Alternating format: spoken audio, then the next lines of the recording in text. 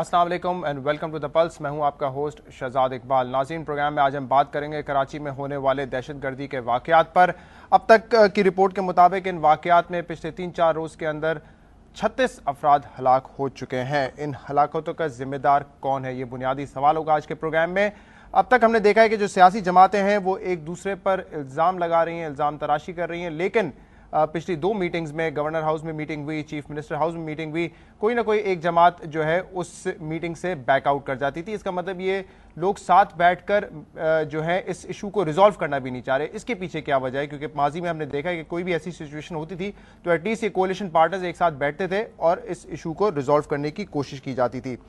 इस जो रवैया है इस वक्त सियासी जमातों का, उससे ऐसा लगता है कि इस इशू को जल्दी नहीं रिजॉल्व किया जाएगा और बल्कि इशू जो है बिगड़ता हुआ नज़र आ रहा है। रोज़ाना की तरह आप भी हमारे साथ प्रोग्राम में शामिल हो सकते हैं। आपका फीडबैक, आपके क्वेश्चंस और क्वेरीज हम लेते रहेंगे। हमारा जो SMS की सर्विस है वो आपकी स्क्रीन पर मौजूद है। 8881 पर आप हमें SMS भेज सकते हैं। कोई क्वेश्चन अगर करना चाहे हमारे गेस्ट से तो वो भी आप हमें इस एड्रेस पर सेंड कर सकते हैं। हमारे साथ आज प्रोग्राम में मौजूद हैं प्रोविंशियल मिनिस्टर फॉर कच्ची आबादीज रफीक इंजीनियर साहब। रफीक साहब, thank you very much, show पर आपने हमें ज्वाइन किया। हमारे दूसरे गेस्ट ANP से ताल्लुक़ रखते हैं अमीन खटक साहब, थैंक यू वेरी मच अमीन साहब, आपने भी प्रोग्राम में हमें ज्वाइन किया। और हमारे तीसरे गेस्ट इरशाद अली रज़ा साहब, एडिशनल DIG हैं साउथ एरिया के, थैंक यू वेरी मच, आपने भी इरशाद साहब प्रोग्राम में हमें ज्वाइन किया। रफीक साहब, क्या हो रहा है इस वक्त कराची में? पिछले 4 रोज़ में 36 लोग अफराद हलाक हो चुके हैं, काफ़ी लोग ज़ख्मी हुए हैं। जिम्मेदार कौन है इन सब का? बिस्मिल्लाहिर्रहमानिर्रहीम। आज तो माशाल्लाह तमाम कारोबार मामूल के मुताबिक चल रहा है, तालीमी इदारे खुल गए हैं और अभी तक अल्हम्दुलिल्लाह कोई ऐसी शहर में कोई कैजुअल्टी की खबर नहीं आई। कल डॉक्टर जुल्फ़कार मिर्ज़ा ने तमाम लॉ इन्फोर्समेंट एजेंसियों के ऑफिशियल्स को मदऊ किया था और उसमें इख्तियारात जो हैं वो उनको दे दिए गए लॉ इन्फोर्समेंट एजेंसियों को, जिसमें रेंजर्स को मुकम्मल इख्तियार दिया गया। और आपने कल रात को फुटेज भी देखी होंगी कि रेंजर्स ने उन इलाकों में जो सेंसिटिव इलाके हैं, जो 20 थाने जो जहाँ पर जो है कहें कि वो उनकी हुदूद में सर्च ऑपरेशन किया और बहुत सारी गिरफ्तारियाँ अमल में आई। तकरीबन 250 के करीब लोग गिरफ्तार हुए।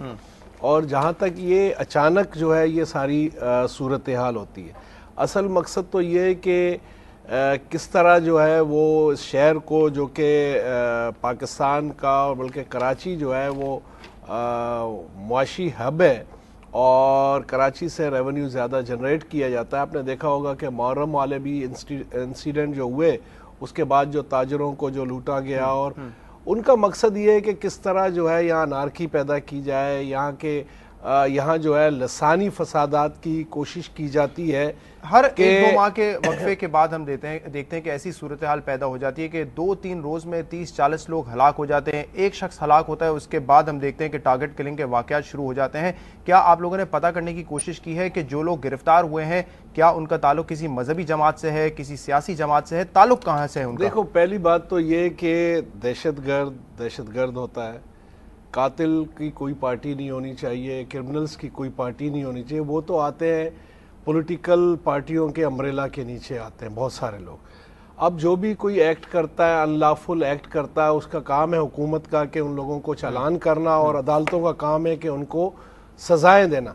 अब इन किलिंग्स के पीछे जो लोगों की जो ज़ाहिर है जानो माल की तहफ़्फ़ुज़ की जिम्मेदारी हुकूमत सिंध की है जी। अगर कोई आता है कि भाई हमारे उसको जो है जिसको जो मर जाता है उनके लवाकिन अगर आते हैं कि हमारी फरियाद दाखिल करो, तो सिंध हुकूमत ने बिल्कुल पुलिस को ये अहकामात दिए हैं कि जो फरियाद वो दाखिल करवाना चाहते हैं, FIR दर्ज करवाना चाहते हैं, लेकिन बहुत सारी जगहों पे लोग खौफ के आलम में हैं, खौफजदा हो जाते हैं और थोड़ी बहुत उनकी पब्लिक की भी जिम्मेदारी है, पुलिस की थोड़ी हेल्प करें, हुकूमत के पास आए, हम उनको पूरा तहफ़्फ़ुज़ देंगे। अगर ऐसे कल्प्रेट्स जो कि दंदनाते फिरते हैं और इस तरह का एक्ट करते हैं, बहुत सारी चीज़ों में जो है देखें FIR दर्ज करवाना ये उनका राइट है। First information. मैं इनसे भी यही सवाल करना चाहूँगा। इरशाद साहब, मुझे ये बताएं कि कल मिर्ज़ा साहब ने कहा था कि 200 से ज़ायद अफराद अब तक गिरफ्तार हो चुके हैं, ये जो टारगेट किलिंग है इन वाक़यात के पीछे।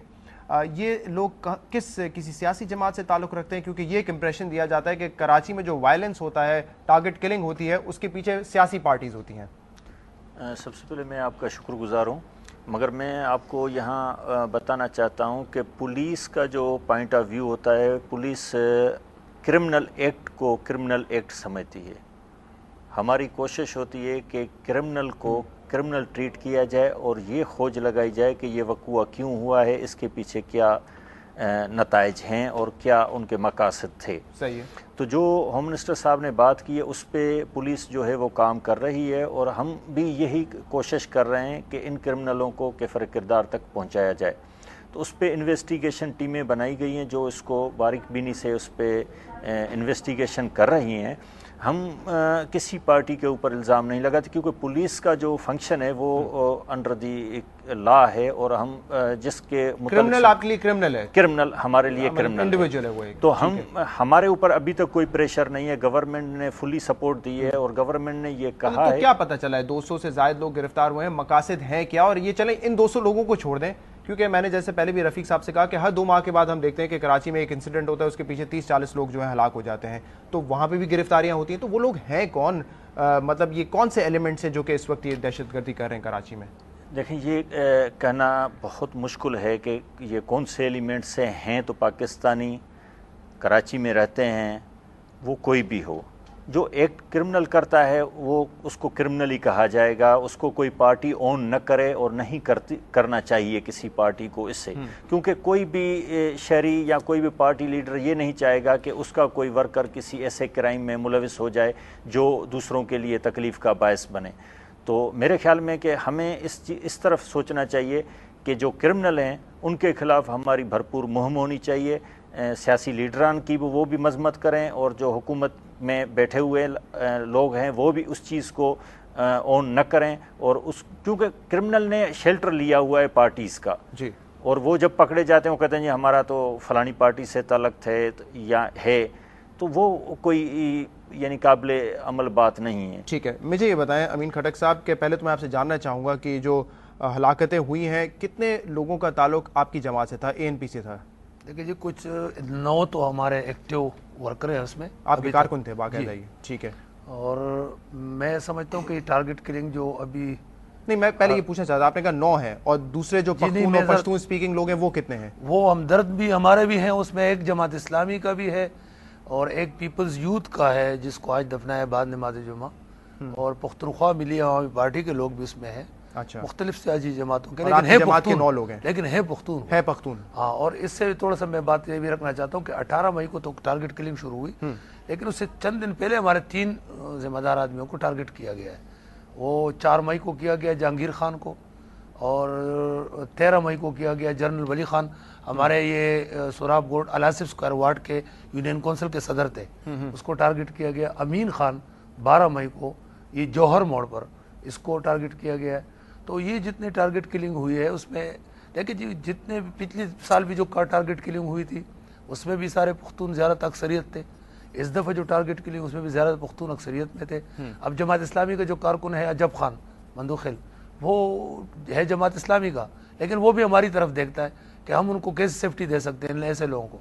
تو مصیبت یہ ہے کہ ہم حکومت میں بھی ہیں، اور حکومت کے آپ کو پتہ ہے کہ اس کے بھی کچھ آداب ہوتے ہیں۔ آپ نے جو ہے ذمہ داری اس تمام واقعات کی ڈالی ہے گورنر سندھ کے اوپر، عشرت العباد صاحب کے اوپر، یہ کل شاہی سعید صاحب نے اسٹیٹمنٹ ایک دونوں سے دے رہے ہیں کہ اس کے رسپانسبلٹی جو ہے وہ گورنر صاحب پر آتی ہے۔ وہ رسپانسبلٹی میرے خیال میں ہماری مادری زبان اردو نہیں ہے، لیکن یہ ہے کہ یہ ذمہ داری لفظ اس لیے ہے کہ گورنر کے اندر پیراملٹری فورسز ہوتی ہے اور اختیارات رینجر کو ملی ہیں، تو رینجر کے پاس آج سے تو اختیار نہیں ہے، تھوڑا سا میرے خیال میں اگر تصحیح کر دوں، بیچ میں کچھ تھوڑا سا دن تھے جو نہیں رہی، ورنہ کافی عرصے سے رینجر کے پاس لیکن جب رینجرز کے پاس اضافی اختیارات تھے اس وقت ہم نے دیکھا تھا کہ ہلاکتیں نہیں ہو رہی تھی، اور ابھی یہ جو 36 لوگ مرے ہیں اس کے بعد ہم نے دیکھا ہے کہ پھر ان کو اضافی اختیارات دیے گئے۔ پچھلے سال بھی جو ٹارگٹ کلنگ ہوئی تھی رینجر کے پاس اختیارات تھے، اب بھی رینجر کے پاس اختیارات ہیں، تو اگر گورنر سندھ کا نام لیا گیا ہے تو وہ اس سینس میں لیا گیا کہ پیراملٹری ان کے انڈر آتی ہے، اور وہ چونکہ ٹارگٹ کلنگ نہیں روک رہی تھی اس لیے انہوں نے گورنر سندھ کا نام بیچ میں آ گیا۔ خدا نخواستہ ایسا کوئی بات نہیں ہے جو آپ کہنا چاہ رہے ہیں۔ نہیں، میں نہیں کہنا چاہ رہا، میں تو آپ سے پوچھ رہا ہوں، میں نے رسپانسبلٹی بولا، آپ نے کہا انگریزی نہیں آتی۔